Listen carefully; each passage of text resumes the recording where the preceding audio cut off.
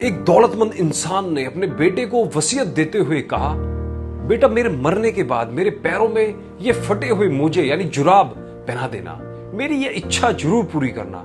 पिता के मरते ही नहलाने के बाद बेटे ने पंडित जी से पिता की आखिरी इच्छा बताई। पंडित जी ने कहा, हमारे धर्म में कुछ भी पहनाने की इजाजत नहीं है, पर बेटी की जिद थी कि पिता की आखिरी इच्छा अवश्य पूरी होनी चाहिए।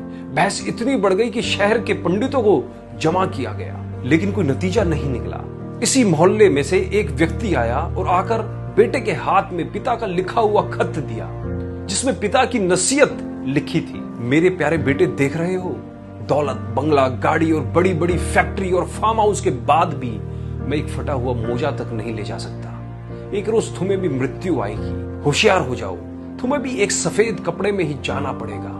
लिहाजा कोशिश करना, पैसों के लिए किसी को दुख मत देना, गलत तरीके से पैसा ना कमाना, धन को धर्म के कार्य में ही लगाना। सबको यह जानने का हक है कि शरीर छूटने के बाद सिर्फ कर्म ही साथ जाएंगे, लेकिन फिर भी आदमी तब तक धन के पीछे भागता रहता है जब तक उसका निधन नहीं हो जाता। बेटा, कुछ बातों का हमेशा याद रखना, जैसे जो आपसे दिल से बात करता है उसे कभी दिमाग से जवाब मत देना।